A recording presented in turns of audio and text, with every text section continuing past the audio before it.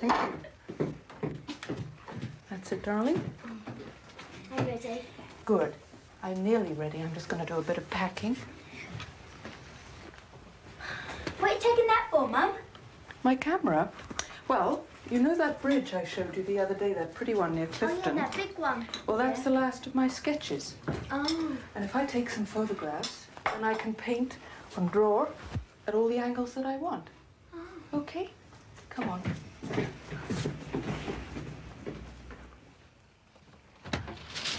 Oh, good morning. Good morning. Come on, darling.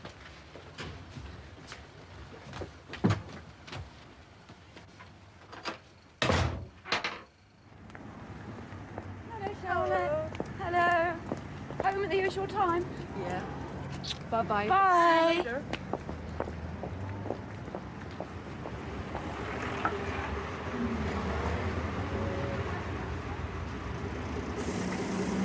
Morning, Mrs. Morgan. Morning, Mrs. Newcomb.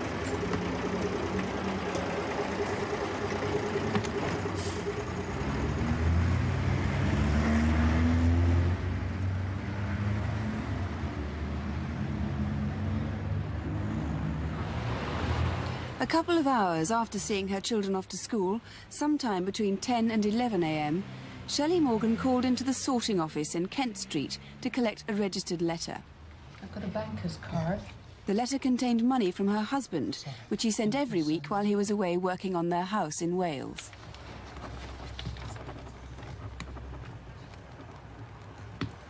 Here you go. Thank you. Bye. Bye. Where Shelley went next has not been fully established.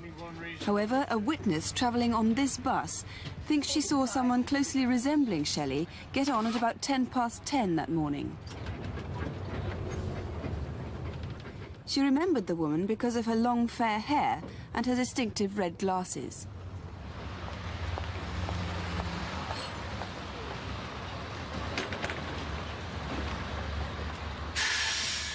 If indeed it was Shelley Morgan, that bus would have taken her to the centre of Bristol and the bus station.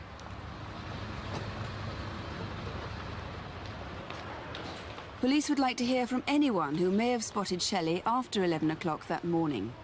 If she did plan to photograph the Clifton Suspension Bridge, she could have got a bus from here.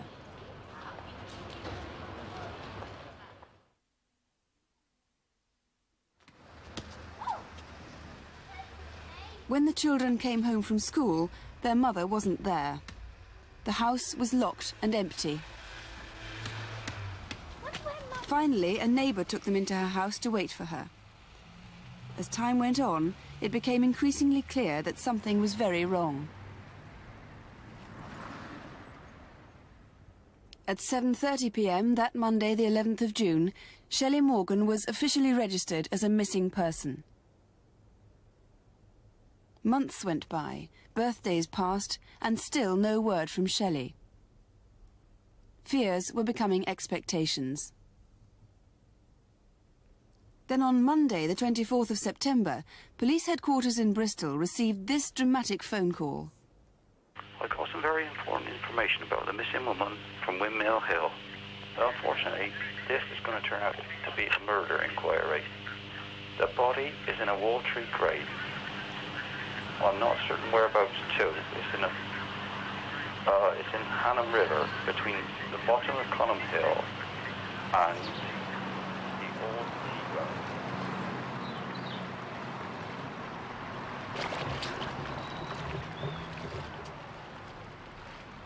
Police had to take this call seriously. Immediately, they launched an underwater search team to look for the body. After 19 days, their intensive search revealed nothing. Tell me when you're ready to leave bottom, over. The call about the stretch of river at Hannam had been a hoax. Then just 2 days later, police were speeding west of the suspension bridge where Shelley had intended to take photographs, and west of Bristol to Backwell, just 8 miles from where Shelley lived. Their destination was Long Lane in Backwell, Avon. The missing person inquiry had become a murder investigation.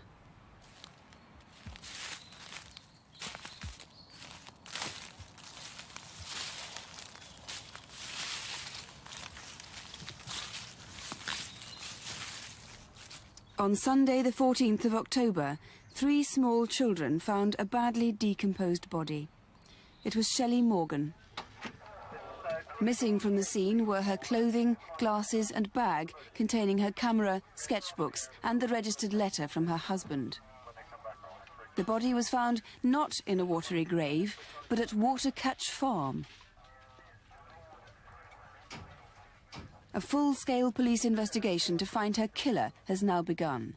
Shelley Morgan's father speaks for the first time about his daughter's death. Well, the biggest irony of this whole thing is that for 12 years, during which time Shelley was here, we never worried about her physical safety. We knew that she was here in a very highly civilized, decent country, surrounded by people of goodwill and honesty and generally well-ordered community. And we simply did not have to worry about our daughter. Of course, now this is all gone. She's, we can't bring her back, but we can, I think, consider those who are still here. We feel that this person is an extreme menace to just about anyone. And we hope that anyone who might someday or somehow know something about this person, that they will be able to come forward to the police and convey this information to them. Well, Detective Superintendent, the anonymous caller who called you had a local accent. Do you think he would have had anything to do with Shelley's death, in fact? Well, we won't know until we trace him. I wouldn't have thought so. But it is very strange that he phones us 3 months after her disappearance. Why? Why was he phoning us at that time?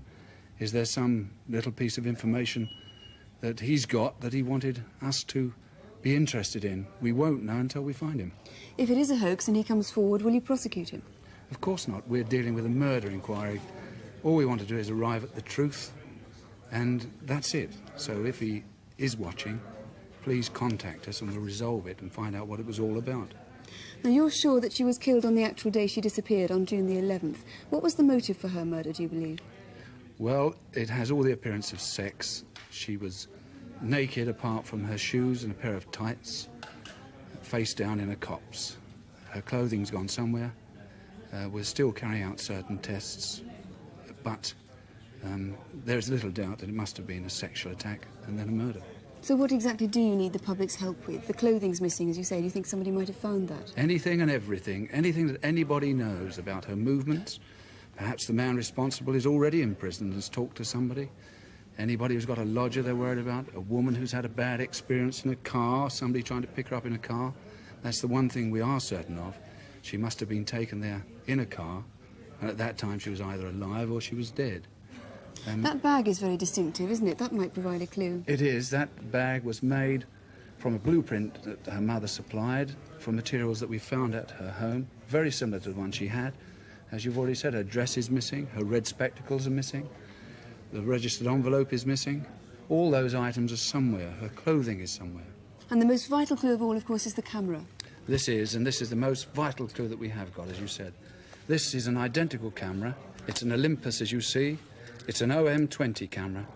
And I do appeal to anybody watching tonight, please give us 2 minutes of your time, because there's only one camera in the world that's got the number 1032853 on it. It's stamped there on the metal at the bottom here. That camera was stolen from her. Please take time after the programme to look. If you've acquired a camera like that since the 11th of June, please check it. And any dealer that's watching, will you please take a note of that number and check your stock in the morning. Detective Superintendent, thank you very mumuch indeed. The number to ring is 01811 8055, or you can call the incident room in Bristol, which is Nailsea 854011, 0272 854 011. And if you live in Bristol, you can